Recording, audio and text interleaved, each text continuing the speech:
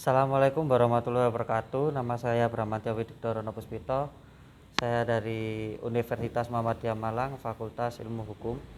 Di sini saya mendapat tugas yaitu mewawancarai salah satu anggota DPR di Kota Malang yang sekarang berada di sebelah saya. Bisa perkenalkan Pak namanya? Ya. Assalamualaikum warahmatullahi wabarakatuh. Terima kasih Mas Bram ya, Ya, atas kunjungannya di DPD Kota Malang, terkhusus di fraksi PKS saat ini. Ya monggo, saya Haji Asmuale ST ya. untuk posisi di fraksi PKS dan untuk di DPRD saya wakil ketua DPRD Kota Malang. Monggo kalau ada pertanyaannya Mas. Ya Pak, di sini saya akan menanyakan dua pertanyaan, yaitu yang pertama, apa saja sih kewenangan DPR itu Pak? Oh iya. Jadi tugas utama DPRD itu ada 3 Mas. Ya. Fungsi legislasi, fungsi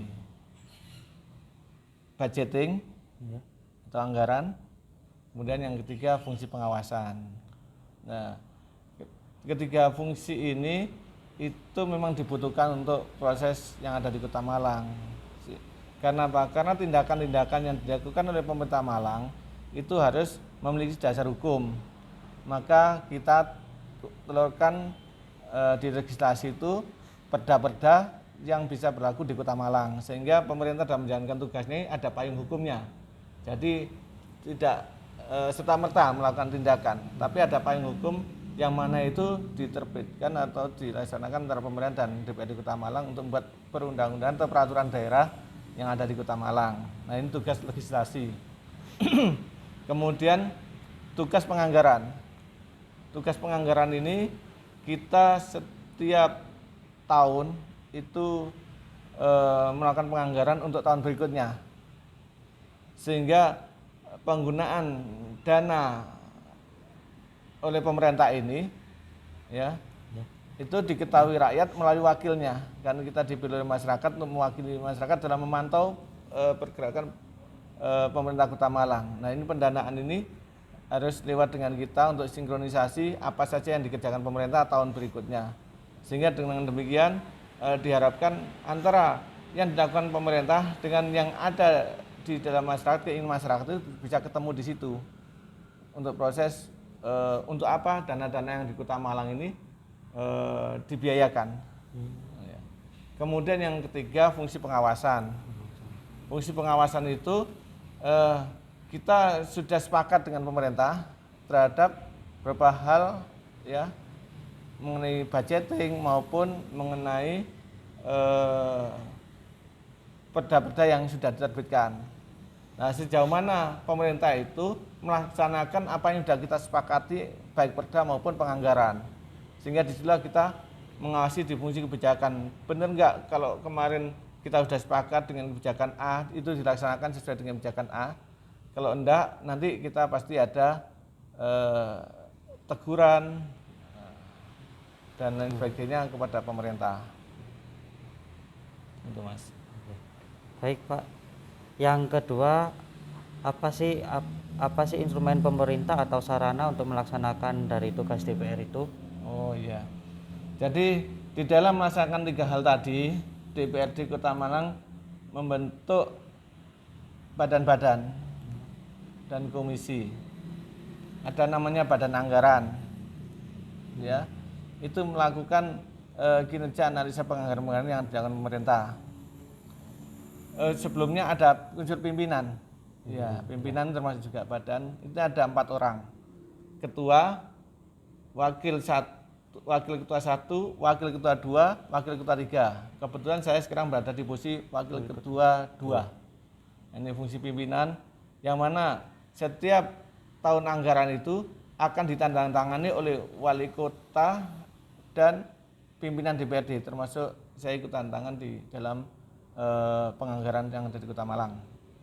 Kemudian ada badan anggaran. Badan anggaran ini nanti yang meneliti atau yang melakukan komunikasi dengan Kota Malang. Jadi kita kan banyak konstituen yang di daerah ya. Iya. Nah, masukan-masukan dari teman-teman DPRD Kota Malang yang jumlahnya 45 ini menjadi tampungan bagi kita untuk mensinkronkan dengan apa yang akan dikerjakan oleh pemerintah Kota Malang.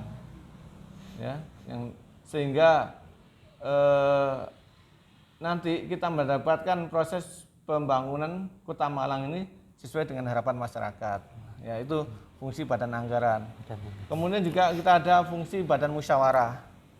Badan musyawarah ini berfungsi untuk membuat agenda-agenda kerja kita.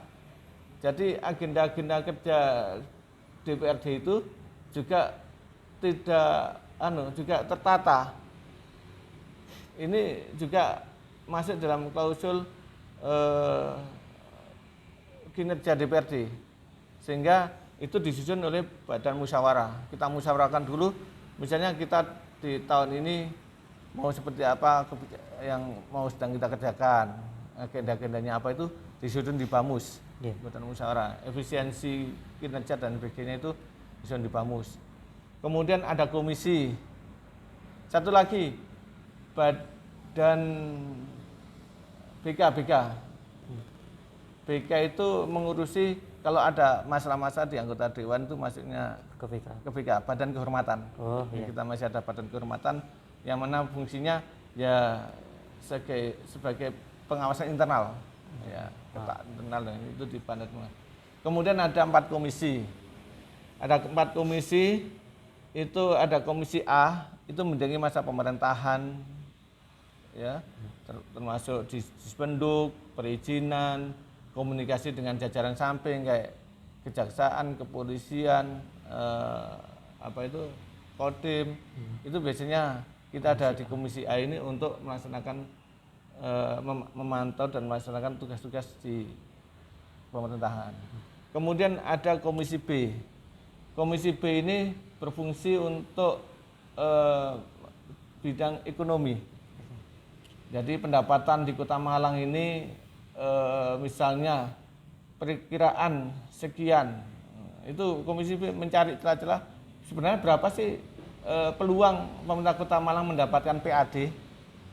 Nah, itu dipetani di komisi B, sehingga kalau misalnya ada sekian itu kita lihat target pemerintah untuk mendapatkan berapa, kira-kira masih bisa dinaikkan nggak ini, karena analisanya segini.